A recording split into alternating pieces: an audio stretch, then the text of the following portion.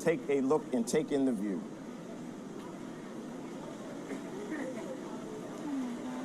That's so pretty.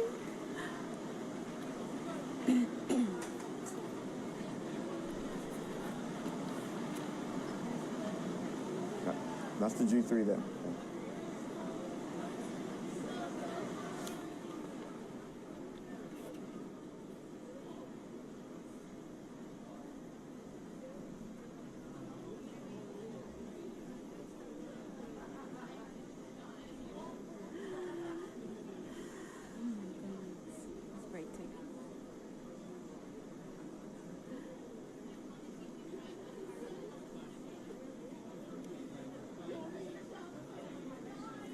Is that the real thing? Is that the real?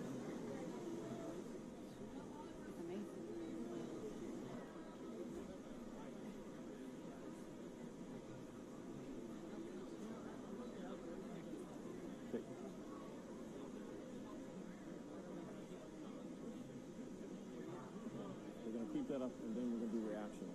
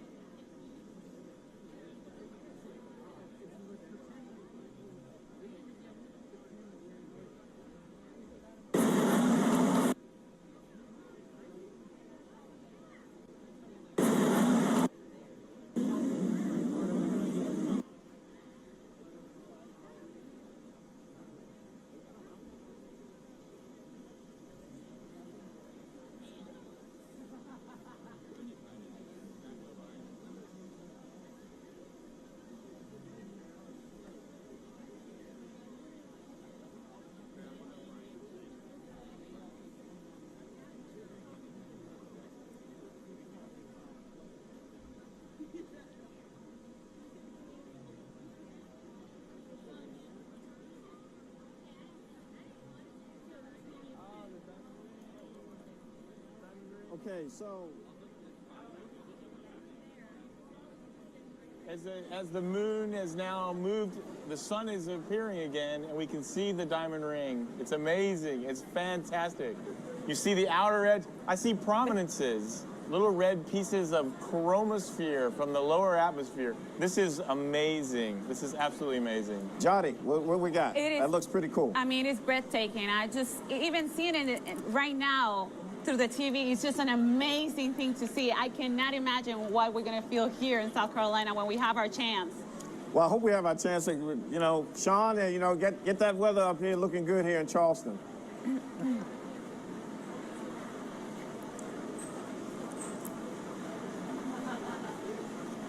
Now, what do we... So, Alex... Alex, what are we seeing here? Is that from the G3? That looks like from the G3, because I see spectra there. No, it's still from Salem. That's still from Salem. Yeah. Okay, so you're seeing the bright... Actually, the camera is causing a little prism effect there, and you're seeing the bright light from the edge of the sun. So that is really beautiful. That's sort of the edge of the diamond ring effect. Yeah. So, Alex, a reminder, Alex, so when that diamond ring pops up, that's when people should put the That's when people should put your glasses back on. So when you see that diamond ring after totality, that's the signal to you that it's time to put it back on. Yeah. So look now, we see the corona. What we got? That looks pretty cool. I mean, it's breathtaking. Yeah. Being able to look at that with your own eyes is an amazing experience. And that only can be seen when you have this kind of totality. So the corona, that's the solar atmosphere. That's what solar scientists really live for, right? Right. Right. That is the origin. That is where the origin of space weather. Yeah. You know, that's where it comes from. That's where most of the solar flares and the corona mass ejections, big explosions of particles, originate from. Now, if there was solar activity, would we see it right now? Would we be able to see that popping up on the sun? If there was a coronal mass ejection leaving the sun, we could see it there because, in fact, we have seen it in the past, and I'll even show some history later with images that people drew of these coronal mass ejections leaving the sun during a total solar eclipse. Now, why is it so critical and so important to really get this type of view from the sun's atmosphere from the corona? Johnny? You mean like in a total solar eclipse? Yes. There's the diamond. That's the diamond ring again. That's amazing. That's from Madras. Wow. it is important to do this because we do this kind of eclipses artificially, but we do not do it as perfect as nature does. The moon covers the sun in such a perfect way that we see parts of the corona that we don't usually see. So Alex, explain that, and safety too, right? So right now, this was the moment when you see that flash of light. That's the moment when it's time to put your glasses back on or start using your indirect methods, because now it's too bright and it could damage your eyes. Yeah. Safety first, people. Always. Wow. So the folks in Salem, Oregon, I mean, they're like juiced. I mean, they got it. They got the good. They've got a perfect view, and they are seeing one of nature's most amazing spectacles. I can only imagine the reaction on the ground from the folks there. Oh, they are probably Gasping. completely overwhelmed Yes. right now. Completely overwhelmed. Well, I certainly hope we get something like that. But yeah. we've got it here on NASA television through the eyes of NASA. And we got the International Space Station coming up and other images only we can bring. Only That's right. NASA can bring, yes.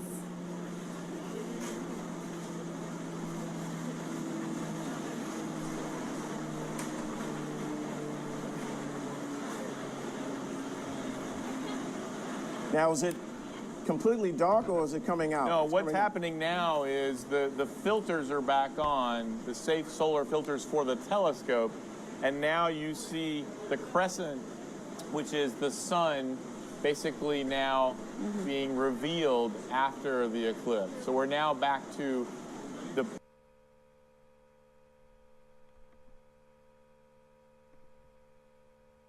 partial phase Yes. in the other direction. Exactly. Now, how fast is this going? Well, this shadow is passing across the country, depending on where you are, anywhere from 1,200 to 1,800 miles an hour. So this is moving incredibly fast because the moon itself, in its orbit, is moving at almost 3,400 miles an hour. And that, in combination with the rotation of the Earth, is what gives us a shadow moving that fast. Okay, so Gotti, let's talk about space weather. Seeing this in space weather is so important. So just let us really understand why it's important on space weather. So space weather is pretty much the conditions created outside in space due to the sun. We look at space weather because we want to understand these conditions. If you look at the image that you have now, you're going to see SDO image, the Solar Dynamic Observatory. That's where we actually look for the source of space weather, where the solar flares and the coronal mass ejections actually originate from. Well, when we look at SDO, at the images, we also have to look at artificial eclipses, like the one that you're looking at online now. These are actually from the SOHO spacecraft. These are the artificial eclipses that I was talking about, Dwayne. Like this, you have to block the solar surface to be able to see the solar atmosphere, the outside corona. But you're gonna see something like this today, and you saw it. But you're gonna see it better because nature does it better than we can actually do it artificially. Right now, the activity is not, there's not too much going on in the sun. However, if I do a historic event, which actually was from this past July, you can see a coronal mass ejection, this big explosion of particles that come from the sun. Well, those look pretty intense. Do we have to worry about that? That doesn't look good. Well, you know, space weather, what can actually do is affect communications. We have the magnetic field of the Earth to actually protect us. It's our shield. And what we do is we actually can analyze that using real-time models like the one that you're seeing on the screen, that we actually understand how the magnetic field of the Earth changes with those coronal mass ejections. But space weather can affect communications, satellite instruments, and power grids. Okay, so we're going to toss to Idaho. And I think we've really got some good stuff here. Gay Hill, are you there in Idaho Falls? There in Idaho Falls? I am absolutely here, Dwayne Brown. In fact, looking through the glasses right now, it's so weird. We have a crescent sun instead of a crescent moon. This is the... I think we haven't had a total eclipse here in Idaho Falls since 1889, 128 years ago. And things have certainly changed in Idaho Falls since then. There's people, especially with all the visitors in town. We're just outside the Museum of Idaho, and we have partnered with the museum to make this an official viewing site for Idaho. And they right now have an exhibit on space, but we also sent in a team of experts. And for the past 3 days, we've had talks, we've had demonstrations, we've shown them visualizations such as eyes on the solar system, and we've shown them artwork. But really, the order of the day is the eclipse, and NASA has that covered too. They have sent an army of volunteers. We call them solar system ambassadors. They are all along the path of totality, and they're volunteers. These are people just telling people what they're seeing and helping them understand. We have one here, right here. His name is Richard Stember. Hey, Richard. He has been manning this mobile observatory, and that is what is providing our solar telescope shot right now. Now, we asked him, what's it like being a solar system ambassador? And he said, follow along. We did, and we went with him to a place, a school in Southern California. Take a look.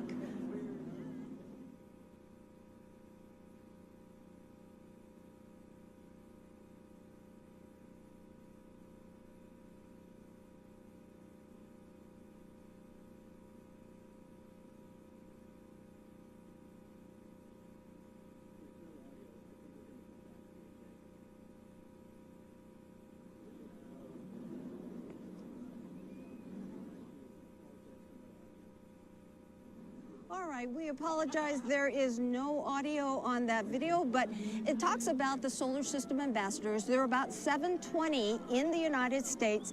They get special training from NASA. They learn all about the missions and about the science, and they basically go out to public events all over the country teaching them about NASA missions.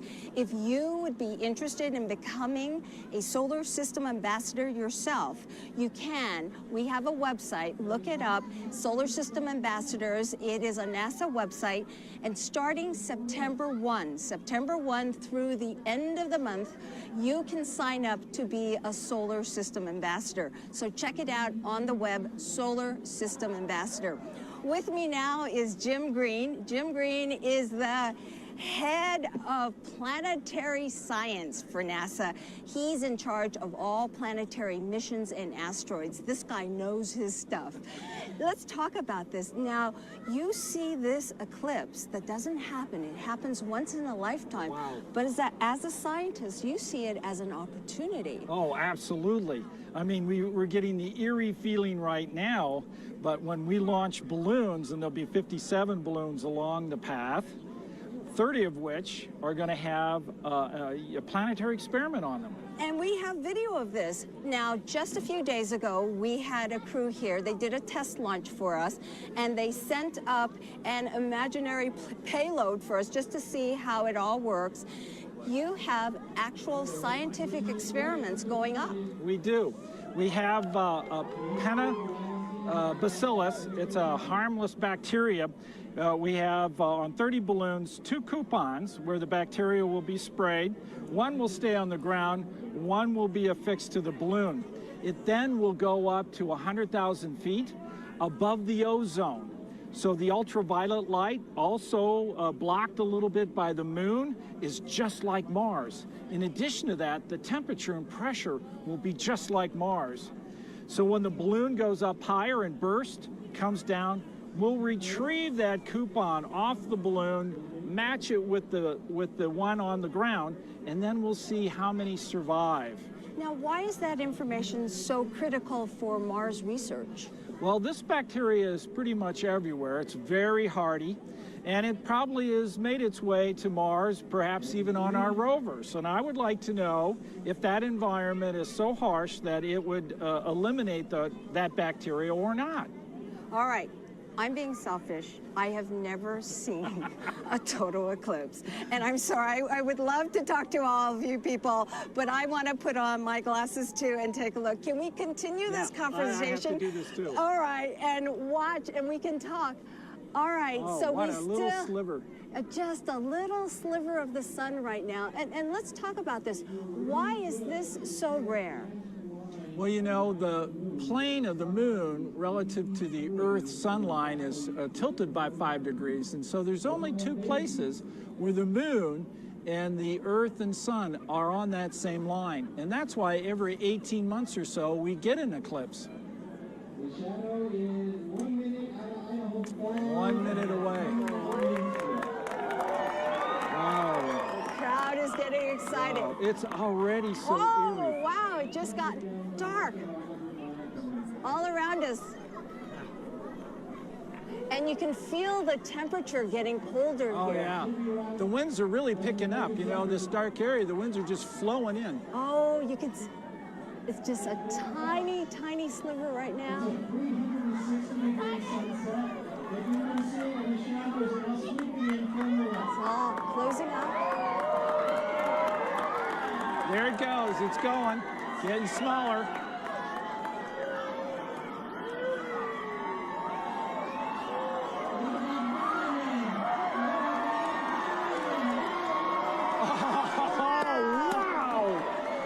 Oh my gosh.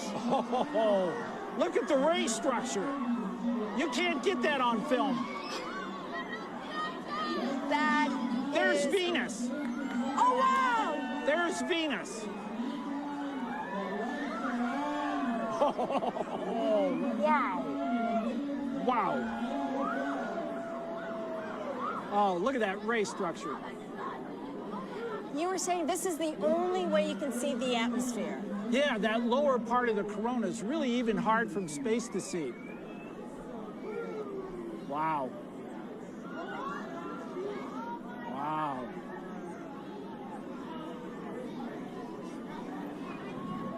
I got to spend a second looking around at the crowd. Oh my goodness. Yeah. Wow. Wow. We should turn off the lights.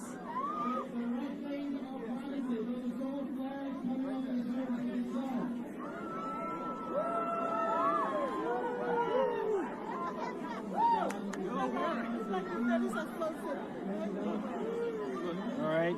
You can get ready to put them back on here soon. Okay. Pretty quick. Have you noticed, Jim? The street lights are all on Oh, the around street us. lights turned on, We of course. confused the street lights. Of course. Who would have thought that? We didn't plan that one. All right, we should get ready for our glasses again. Get ready with your glasses. Okay. There it goes. There's the Stand by. diamond ring. There's the diamond ring. Oh my gosh. Yeah. Wow. That Wow. is Was so... that all right? Oh my gosh.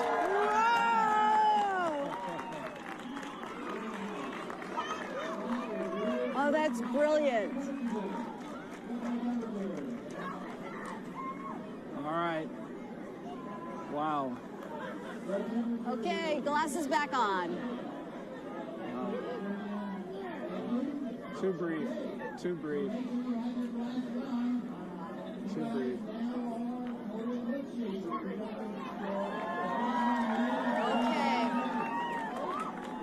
We're going to have to wrap this up pretty soon, Jim. That was incredible.